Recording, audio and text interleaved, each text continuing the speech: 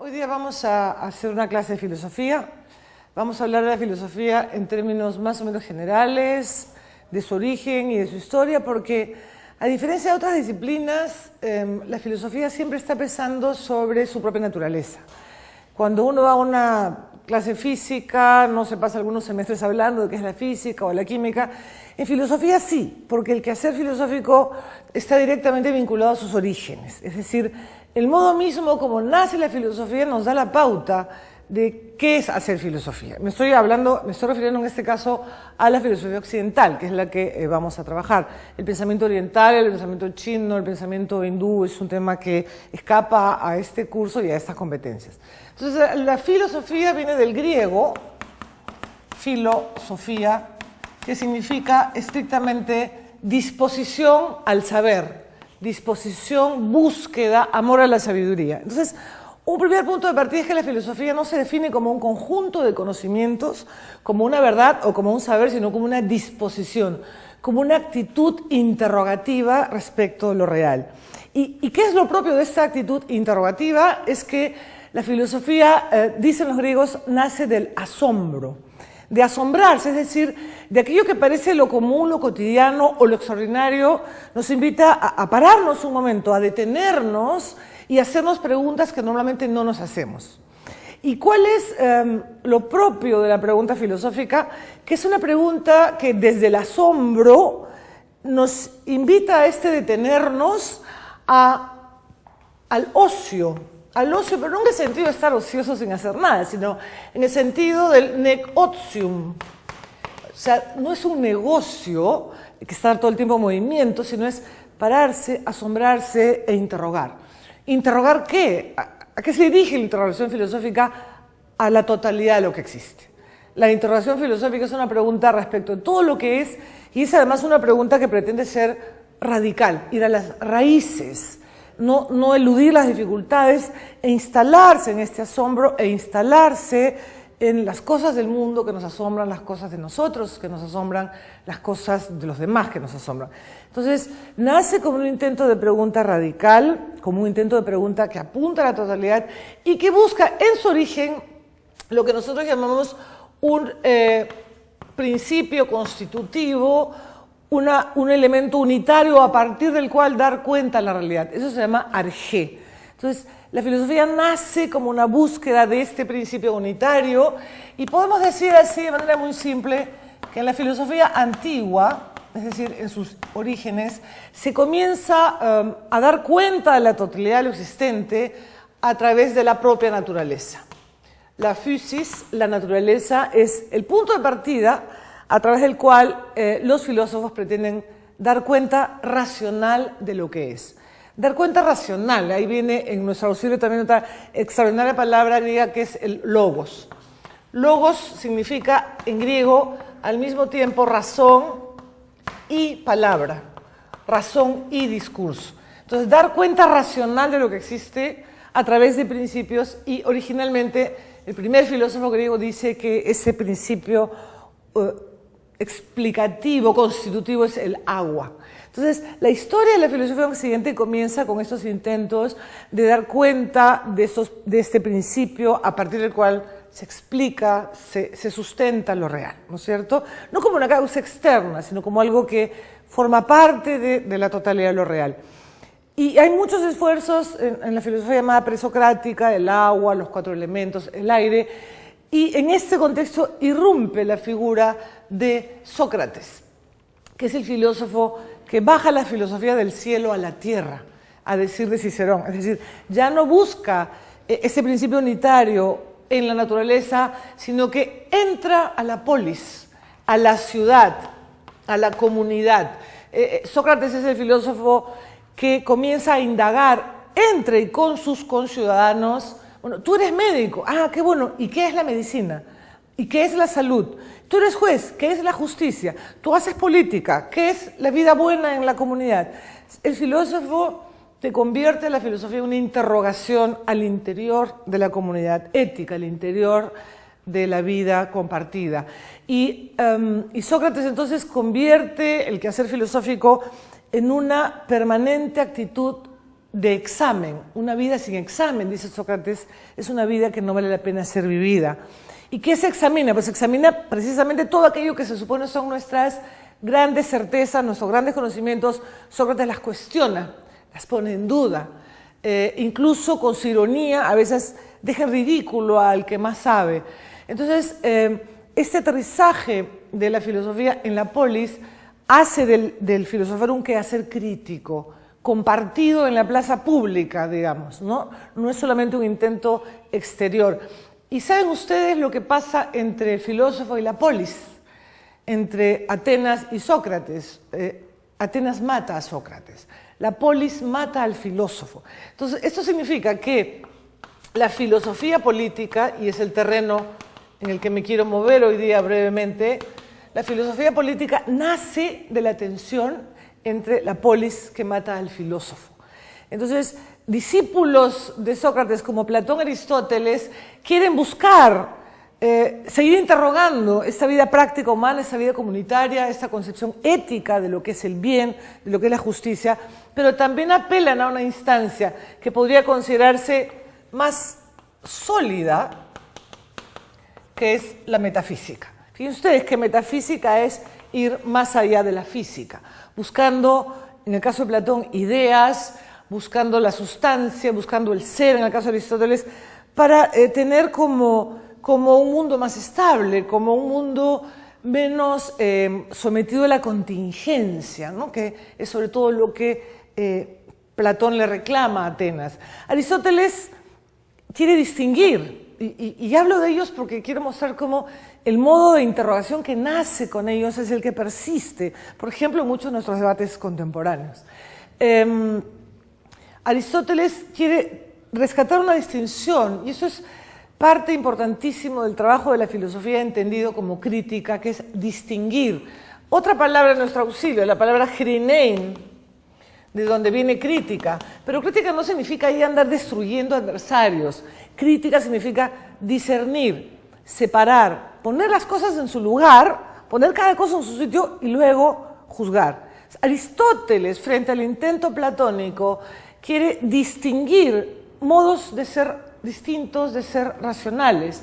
Somos racionales haciendo metafísica y haciendo un teorema matemático, por supuesto.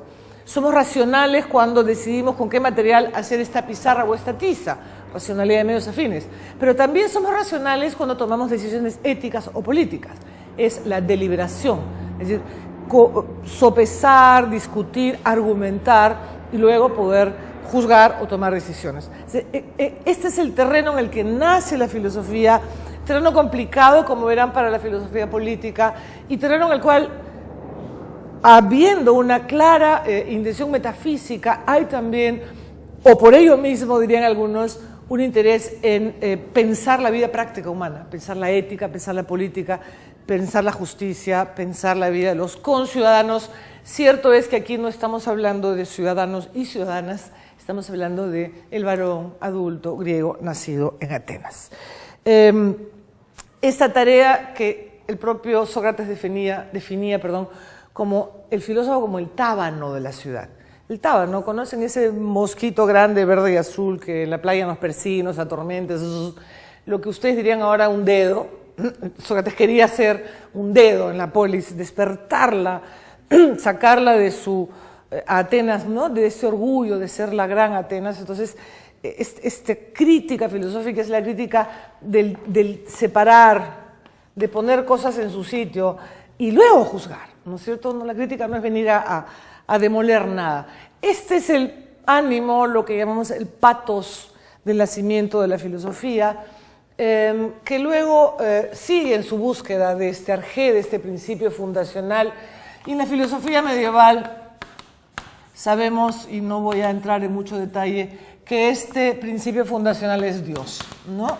Lo que existe se afirma no en tanto una naturaleza que se muestra a una comunidad dialógica, sino en tanto criatura de Dios. Lo real vale en tanto creado por Dios.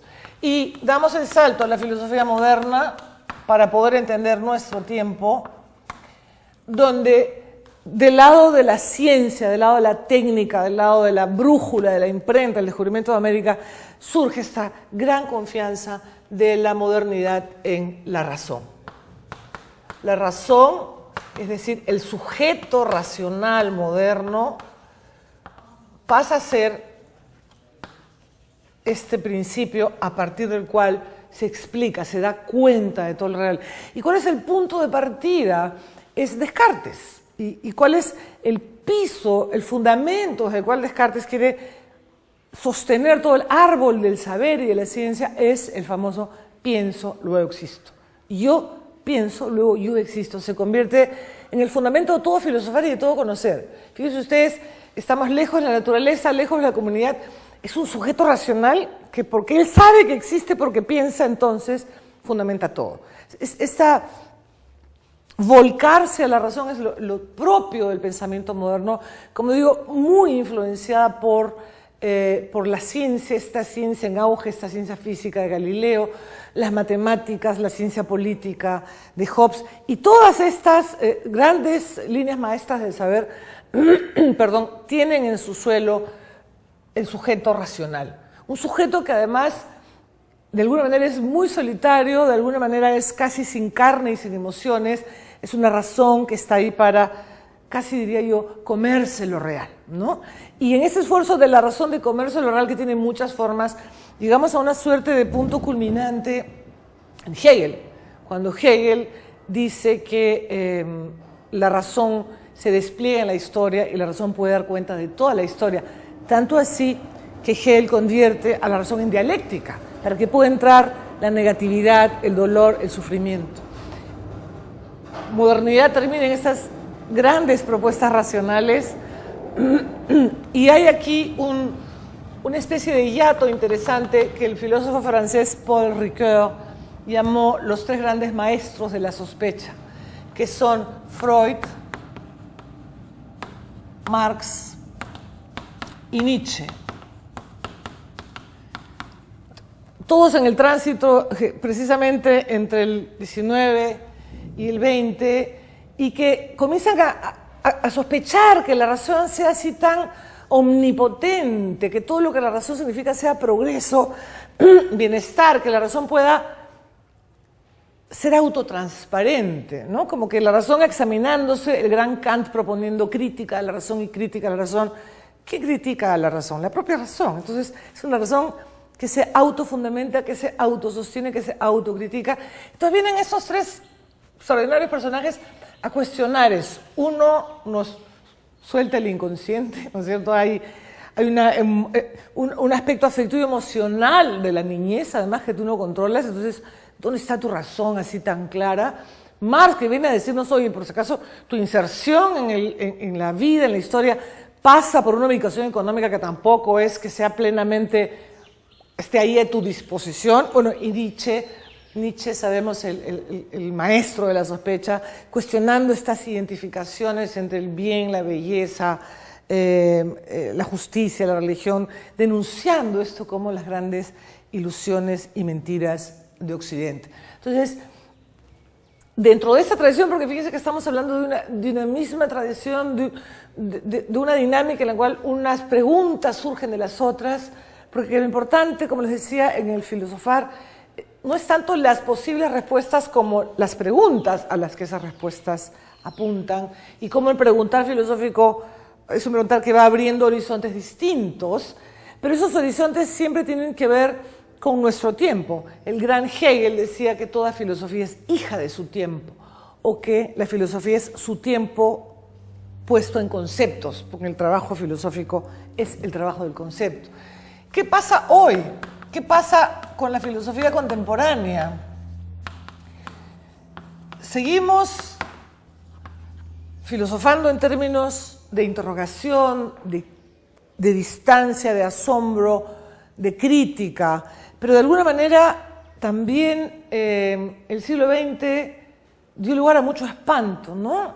El asombro también se convirtió en asombro ante un ser humano capaz de lo más sublime y lo más perverso, capaz de lo más hermoso y lo más siniestro. Entonces la filosofía contemporánea, el siglo XX, es muy desconfiado respecto de esa razón, que se proclamó capaz de hacer el mundo un lugar habitable. Entonces, tenemos muchos intentos en el siglo XX en la filosofía contemporánea de repensar la filosofía, de repensar este principio, este arjé. Y para muchos, la filosofía contemporánea realiza un cambio de paradigma de una filosofía del sujeto, de la razón, a una filosofía del lenguaje. Lenguaje que ya de por sí implica comunidad, significados compartidos, posibilidades de sentidos compartidos, o también modos de filosofar que pretenden recuperar la intersubjetividad en relación con este sujeto medio solipsista, solitario, medio autosostenido. Entonces, una filosofía que quiere pensar hoy al ser humano desde que somos muchos y no solo el hombre, y también por si acaso habemos mujeres que podemos exigir un discurso que nos incorpore, no como parte de un universal masculino, o pensar la comunidad, o pensar la cultura, uno de los grandes temas de nuestro tiempo, ¿no? Somos seres de cultura, somos seres comunitarios, somos seres dispuestos a aceptar una tensión importantísima que probablemente sea una de las que marque nuestro tiempo, y es que siendo humanos y compartiendo esta humanidad universal con todos y todas, también somos siempre seres particulares. Entonces, esta tensión entre lo particular y lo universal es una de las, creo yo, una de las grandes tensiones que nos tienen que dar a pensar en nuestro tiempo. Porque si la filosofía, como decía en el caso de Platón, busca estas ideas iguales a sí mismas, ideas determinadas, o estos contenidos desde los cuales criticar lo que no funciona, ¿no es cierto? Distingo, separo para poder criticar. Yo critico desde algún lugar. Entonces, si yo me paro en una posición, por ejemplo, relativista, yo no tengo el derecho de crítica. Todo es legítimo, todo vale. En tu cultura se asesina, en la tuya se viola, en la tuya se mutila, en la tuya se pega, en la tuya se comen a los niños. Entonces, como todo da lo mismo, todo es relativo a, es aceptable. Y eso es uno de los grandes riesgos, creo yo, del mundo contemporáneo. Creo que aceptar que somos seres particulares, comunitarios, de culturas, tiene que llevarnos a pensar que también somos humanos, que también hay algo en común y que por lo tanto a la filosofía entendida en su dimensión práctico-política, retomando esto que Aristóteles llamaba la razón práctica, es una razón que delibera, que discute, que argumenta, le compete de pronto no renunciar a la búsqueda de algunos principios normativos universales desde los cuales poder criticar las fallas de este mundo, las injusticias de este mundo. Eso puede llamarse, por ejemplo, las tesis del interculturalismo, ¿no es cierto? Hay culturas particulares, pero lo universal es que todos estamos en culturas. De pronto podemos encontrar esos espacios de diálogo. O de repente los derechos humanos son un gran intento de universalización, de un mínimo a partir del cual compartir un mundo mejor y poder criticar las insuficiencias. O la democracia, o el desarrollo humano, o concepciones de justicia. Quiero decir que el pensar contemporáneo,